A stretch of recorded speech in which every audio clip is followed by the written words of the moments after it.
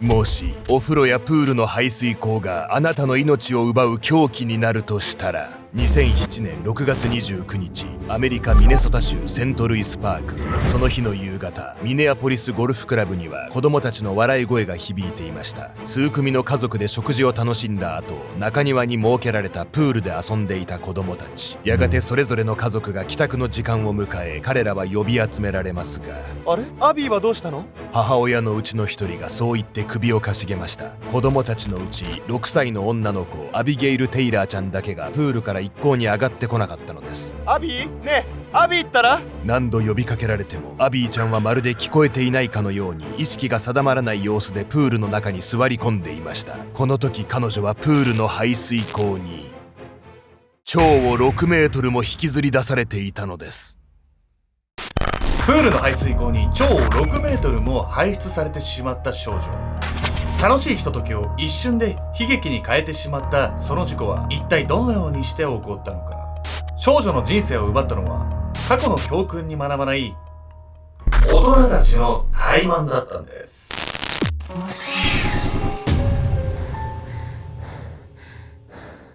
おそつけちゃんです。やみやみこです。という山さん、僕2月にブラジルのリオのカーニバル行ってこようかなと思って。あら、唐突。一緒に行くメンバーがですね、知る人ぞ知るデストロイ菊池くんととうと行ってこようかなと思って、はいはい。アルゴメトリーだとね、ミステリーボックスに出てたね、男の子なんですけど、未だに仲良くてですね、昨日ですよ、六本木ら辺を歩いてたんですよ。たまたまデストロイ菊池が歩いてた。歩いてそうね。歩いてそうなんだよね、あいつね。腐れ縁というかね、大学も一緒なんですけど、デストロイ菊池とアルゴの番外編ということでね、結構危ない国ではあるんで、ちょっと気をつけてね、2月ブラジル行ってこうかなと思ってます。いってらっしゃい。今回はアメリカミネソタ州で起きた身近で恐ろしい事故をご紹介します。凶器となったのはなんとプールの排水口だったんです。どういうこと？でもプールの授業とかでさ、子供の足が吸い込まれちゃってそのまま溺死みたいな話を聞くわよね。溺れるのもね恐ろしいんですけど、今回は溺れるほど深くはないね、浅いプールでも事件が起こったっていうことで非常にね恐ろしい事故なんです。その事故の後遺症により少女は幼くして不自由な生活を強いられているんです。足りないもの。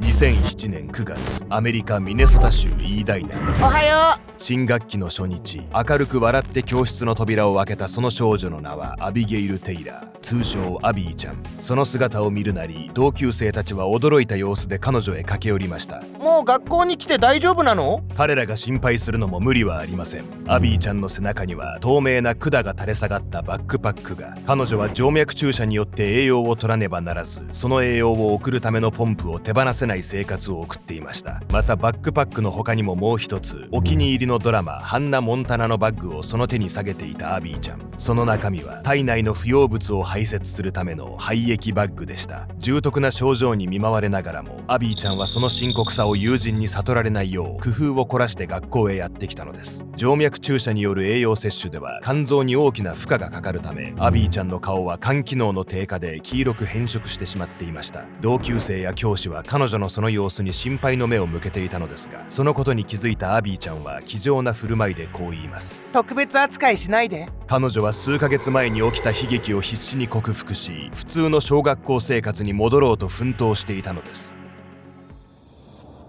時は2ヶ月ほど遡り、2007年6月29日、アビーちゃんは両親に連れられミネソタ州セントルイスパークにあるミネアポリスゴルフクラブへ来ていました。数名の家族で夕食を楽しんだ後、施設の中庭にあるプールで遊んでいた子供たち。その日は気温も20度と過ごしやすく、親たちははしゃぐ子供を眺めながら穏やかなひとときを楽しんでいました。特にアビーちゃんは6歳と幼くして地元の水泳大会にも出場するほど泳ぐのが好きな少女。しかしプールとなれば誰よりも張り切るはずの彼女が、この日は様子がおかしかったのです。アビー、そろそろみんな帰るわよ。早く上がってらっしゃい。夕食会も解散の時間を迎え、子供たちはそれぞれの親に呼ばれ続々とプールから上がってきていました。そんな中アビーちゃんだけがいくら呼びかけても浅いプールの中で座ったまま一向に動こうとしないのです。帰りたくなくて拗ねているわけでも何かに落ち込んでいるわけでもなく、どこか意識が定まらない様子でただ座っていたアビーちゃん。母親のケイティさんがしつこいぐらいに声をかけ、ようやく彼女は立ち上がりました。ところがアビーちゃんは数歩よろよろと歩いたかと思えば、プールサイドのコンクリートに顔から転倒したのです。アビー大丈夫？アビーちゃんは転倒した勢いのまますぐそばにあった大人用のプールへ転げ落ちてしまいます。両親が駆け寄りプールの中から抱き上げると彼女は前歯を折ってしまっていました。しかしそれ以外におかしなところは見当たらず、両親はアビーちゃんが熱中症でふらついていたものと考えたのです。排水溝の事故って言ってたじゃない、でもアビーちゃんは別に排水溝が原因で怪我を負ったわけではなさそうじゃない、彼女はね、表面上の怪我をしたわけではなく、体内で異変が起きていたんです。アビーちゃんの症状が熱中症だと考えた両親はすぐに救急隊を呼びました。不可解なのは病院へ搬送される最中、アビーちゃんが意識を朦朧とさせながらもしきりにこう訴えていたこと。お腹が痛いの。病院での診察の結果、アビーちゃんの直腸には5センチほどの裂傷があることが判明。医師は彼女が腹痛を訴えていたことも踏まえ、手術で内臓の様子を確かめることに。そしていざアビーちゃんのお腹を開いた医師は思わず絶句しました。なぜなら彼女は小腸の 95% を失っていたから。アビーちゃんの体内からは長さにして 6.4 メートル分もの腸が完全になくなってしまっていたのです。6.4 メートル分の腸がなくなったってさ、なんでそんなことなるの？座ってただけでしょ、プールの中で。それぐらいね、プールの排水溝っていうのは危険なんです。水中に潜む悪魔。6.4 メートルもの腸を失っていることが判明した後、アビーちゃんは集中治療室へ運ばれ、生死の境をさまよっていました。その間、父スコットさんにはミネソタ州保健局からの電話が。ミネアポリスゴルフクラブのプールのフィルター装置から数メートルに及ぶ人間の腸が発見されました。保健局の職員が伝えたその事実は、アビーちゃんが失った腸はプールの排水溝によって吸い出され、引きちぎられたことを物語っていたのです。プールの排水溝っていうのは一歩間違えれば本当にね、危険なねもので、同様の事故っていうのが日本でもたびたび起こっているんです。というわけで本日のメトラキーワード、プールの排水溝の危険性について。公共のプールでは大型のポンプが毎分数百リットルの水を吸い込んで循環させています。そのため排水溝に人の体が密着してしまうと非常に危険。排水溝が塞がれ、水の流れが阻害されると、ポンプはさらに強い負荷をかけて水を吸い込もうとします。その負荷は直径20センチの排水溝で最大160キロ。人間が引きずり込まれればひとたまりもなく、日本でも死亡事故が過去40年間で56件以上起こっているのです。当然プールの排水溝には人の体が密着しないようにカバーが設置されており、事故の原因の多くはカバーが外れかけていたなどの管理不足によるもの。アビーちゃんの事故も例によって排水溝のカバーが外れかけていたために起こったものでした。ミネアポリスゴルフクラブのプールで遊んでいた際、アビーちゃんはカバーが外れかかった排水溝の上に座ってしまいました。その瞬間、排水溝は彼女のお尻に吸い付き密閉状態に。この時、排水溝の吸引力は130キロにも達し、アビーちゃんのお尻から腸を引きずり出したのです。カバーが外れかかっていたことは完全に施設側の管理不足。事前の点検が行われていたかが調査され、施設からはその日の点検でプールに異常は見られなかったとされていましたが、この回答には明確な嘘がありました。なぜならアビーちゃんの事故が起きる数時間前、そのプールの排水溝カバーから外れたネジで別の子供が足を怪我していたから。この時は子供の保護者が自力で外れかけた排水溝カバーを直しており、どう考えても異常なしと言えるような状況ではなかったのです。さらにこの後の調査の結果、プールのメンテナンス担当のアラン・ケミッシュが驚くべき事実を明かしています。なんと彼は8年もの間、メーカー指定の正規の排水溝カバーではなく、形の合わない古いカバーを使用していたというのです。しかもネジ穴が消耗してバカになっていた部分にはプラスチック製の補強材を押し込むという場当たり的な修理が施されていました。ネジに関してもステンレス製ではない安価なものを使用しており、完全に錆びてしまっていたのです。メーカーの指定通りに設置を行っていれば、その排水溝カバーは226キロまでの力に耐えられる設計。ところが施設が行ったこれらのずさんな修理によって、そのプールの排水溝カバーはわずか 5.4 キロの力で外れてしまう状態となっていました。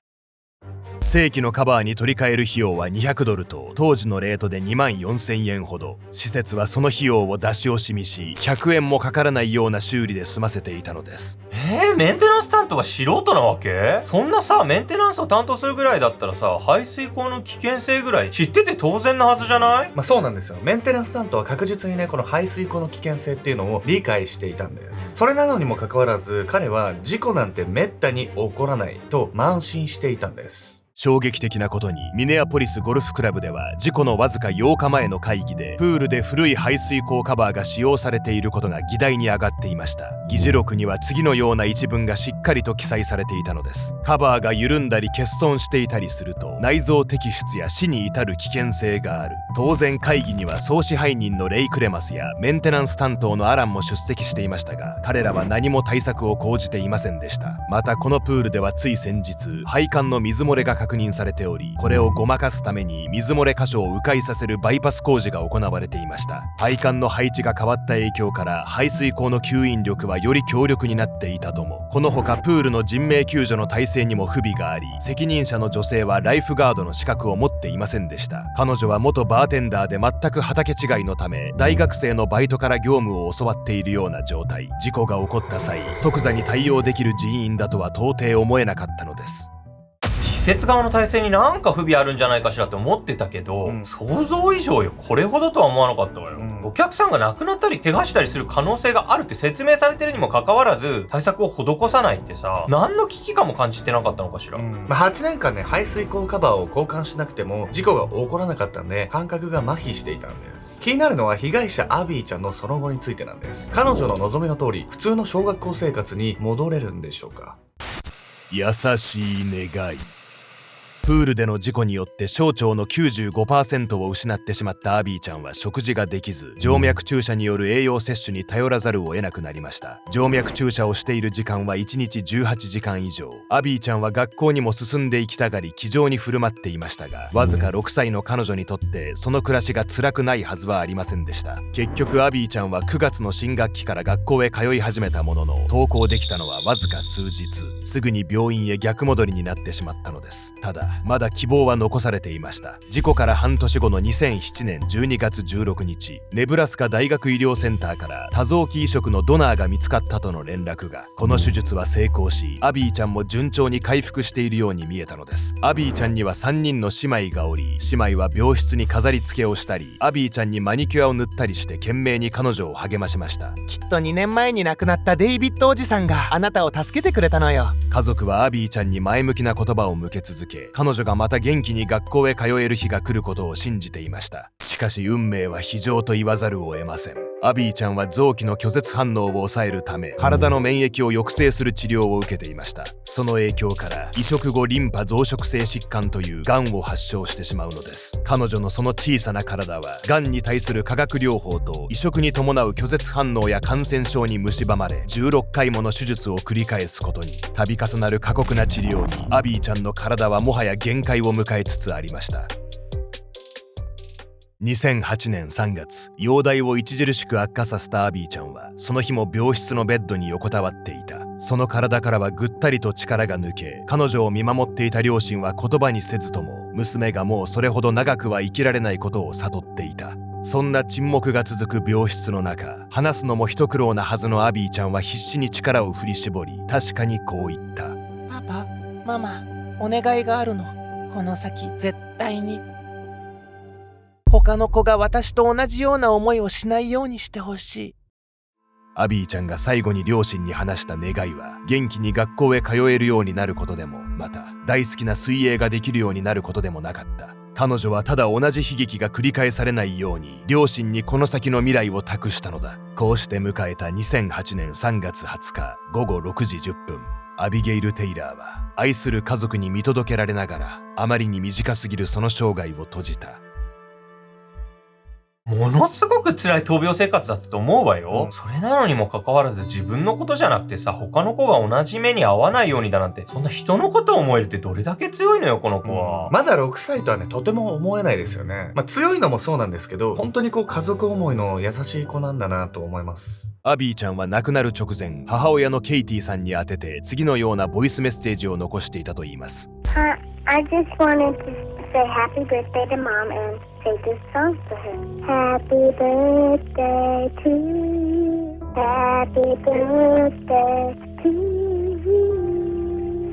死がすぐ間近に迫った末期の状態においても、家族への思いやりや自分のことではなく他の子が同じ目に遭わないようにという願いを残したアビーちゃん。両親は彼女の死後、その願いを叶えるためにすぐに立ち上がるのです。彼らは事故の現場となったミネアポリスゴルフクラブと排水溝カバーの製造会社を提訴。ミネアポリスゴルフクラブは事故における過失を認め800万ドル、当時のレートで8億円以上の和解金を支払いました。また両親の強い希望により施設の総支配人レイ・クレマスとプールのメンテナンス担当のアラン・ケミッシュが解雇されることに。排水溝カバーの製造会社に関しても非公開の金額で遺族と和解。同時に両親が立ち上げたアビーの希望財団へ200万ドルの寄付を行い、より安全な排水溝の開発への尽力を約束しました。そう、アビーちゃんが死の間際に残した願いはその後、このアビーの希望財団によって現実のものとされていくのです。2007年12月、ジョージ・ブッシュ大統領がバージニア・グラハム・ベイカープールスパ安全法に署名。この法律は2002年にプールの排水溝の吸い込み事故で亡くなった少女の名を冠したもの。母親が長年法整備を訴えていたところ、アビーちゃんの事故がきっかけになり、急速に法律の改正が進んだのです。この法律の成立によって全米の公共プールに対し、吸引事故防止のための安全基準を満たした排水溝カバーの設置が義務化。さらに吸い込み防止装置の導入も推進されることに。また2008年にはアビーちゃんの両親の働きかけによりミネソタ州でアビゲイル・テイラープールスパ安全法が成立。これは先ほど説明した連邦法よりさらに厳格で毎日の排水溝点検を義務化するものでした。2017年5月24日、アビーちゃんが生きていれば16歳の誕生日となるはずだったその日、父スコットさんがワシントン DC の上院公聴会に出席。ニュース番組にも出演し、次のように語りました。娘の願いは他の子供が自分と同じ目に遭わないようにというものでした。そして法律が定められて以来、公共プールでの吸い込み死亡事故は起きていません。娘の願いは叶えられたんです。アビーの希望財団は現在もプールの安全教育や法の目が行き届かない個人宅のプールの啓発活動を中心に事故防止の取り組みを続けています。日本でも2006年に埼玉県で小学2年生の女の子が配管に吸い込まれ頭を打って亡くなった事故をはじめ、同様の事故は多数起こっています。個人宅でも追い焚き機能やジェットバスなどお湯を循環させるタイプの浴槽では子供が髪の毛を吸い込まれて転倒する事故も。特に小さな子供がおられる方はプールの排水溝や湯船の吸い込み口には直接触れないよう教えておくことが重要。事故などめったに起こらないという慢心が落とし穴であることを肝に銘じておかなければなりません。